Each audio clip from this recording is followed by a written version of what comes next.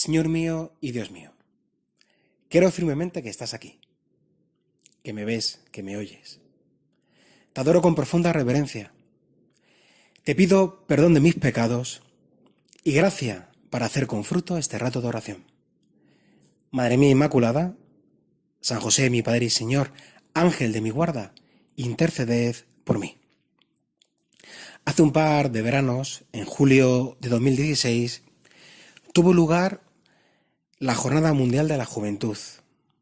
Tocaba en Polonia, concretamente en la ciudad de Cracovia.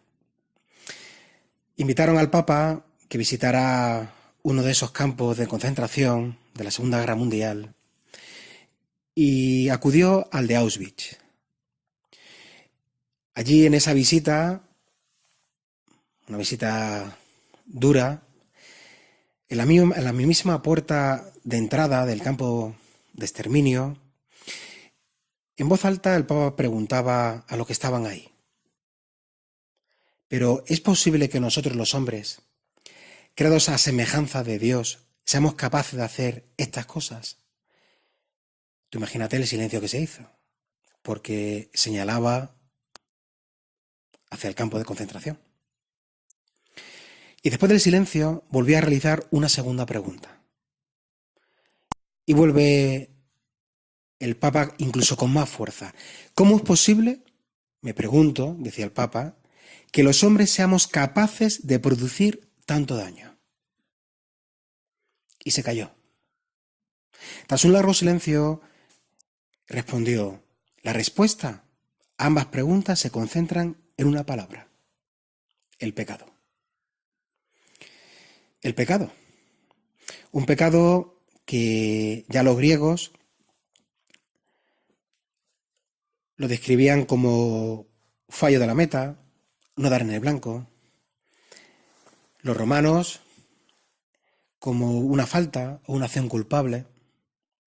Pero ya sea una u otra definición, fallo, falta, acción, para ti y para mí, ¿qué significa el pecado?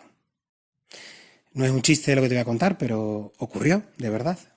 Al que hoy es un sacerdote, que en una catequesis con niños del barrio, él les preguntó: bueno, ¿alguien sabe qué es el pecado? Y un niño un poquito más avispaillo levantó la mano y respondió: un tipo de pez, un pescado. Bueno, me imagino que eso, para ti no, el pecado no significa eso. Pero sí que es verdad que la sociedad en la que tú y yo vivimos, una sociedad millennial, nos preguntamos muchas veces sobre la existencia del bien y del mal, pero no nos paramos en el verdadero sentido del pecado. Nos decimos muchas veces a nosotros mismos, ¿no?, que no es malo el pecado personal, porque en el fondo no hacemos daño a nadie. Pero no es verdad, no te engañes, que no haga daño a nadie, porque el pecado siempre trae daño. Tenemos mucha experiencia personal, todos, de sus consecuencias nefastas. Nos roba nuestra belleza interior, se nota cuando estamos en pecado, se nota, el alma transmite esa tristeza. También perdemos esa alegría que solo Dios nos puede dar y que solo Él da, esa alegría interior, esa sonrisa natural, verdadera. Fíjate que también nos ensucia, haciéndonos en ese ensuciarnos visiblemente mucho más egoístas, más a lo nuestro. Fíjate, podemos seguir sacando más consecuencias, pero espontáneamente nos salen estas. Pero es que detrás del pecado está esa búsqueda en la que a veces nos empeñamos de buscar un bien que pensamos que nos hace felices. Y es mentira, pero mentira. ¿Cuál es el bien que buscamos a veces? Sino que el de querer buscar el amor, donde es imposible buscarlo o encontrarlo. Recuerdo a un joven estudiante de bachillerato que me decía en el colegio: es que el pecado promete mucho, no da nada y lo roba todo.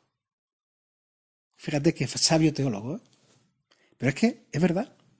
Te promete el oro y el moro. En cambio, nunca nos da nada y encima te roba todo lo grande.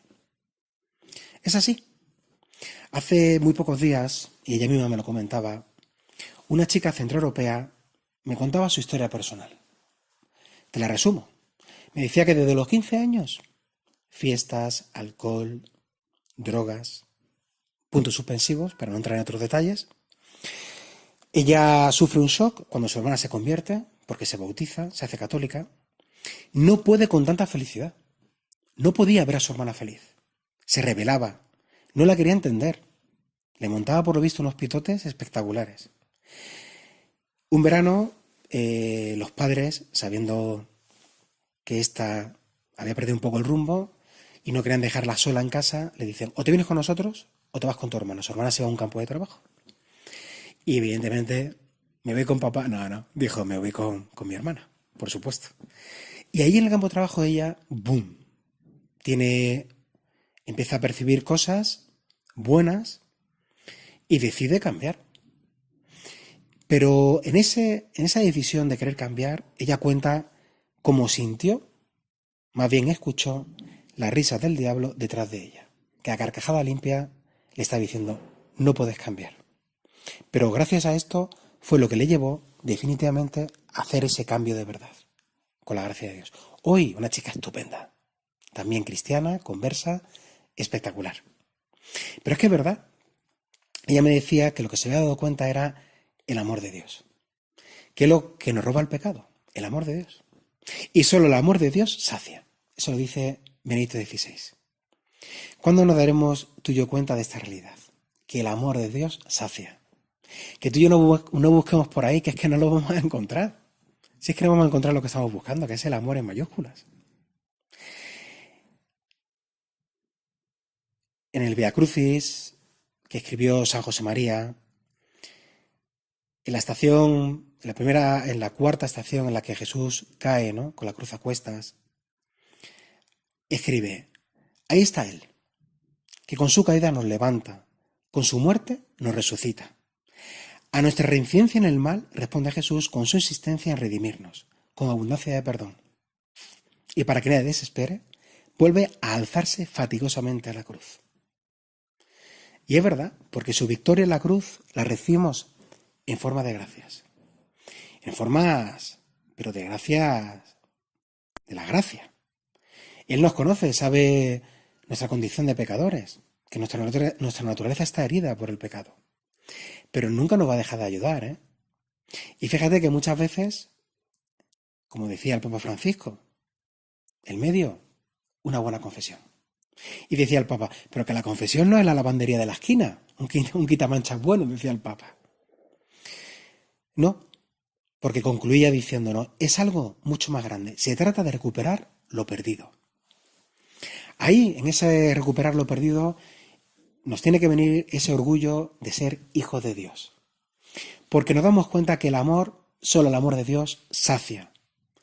Esa búsqueda de esa felicidad que tú y yo estamos buscando siempre. Y no podemos olvidar que el santo no es el que no cae, sino el que siempre se levanta, con humildad, una y otra vez. Se recoge en el libro de los Proverbios, ¿no? Se comenta que el justo cae 7 veces al día. Pues tú imagínate, tú y yo.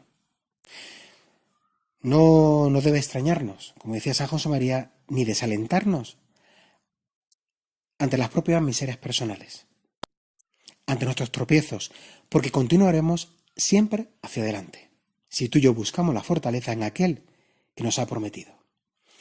Vamos a terminar estos 10 minutos con Jesús, este ratito de oración que hemos tenido con Él, y sobre todo repitiéndonos muchas veces estas palabras que acabamos de escuchar. Porque es verdad, y que nuestro Señor lo dice, ¿no? Venid a mí todos los que estáis agobiados, cansados y agobiados, que yo os aliviaré. Pues gracias, Señor, porque eres nuestra fortaleza.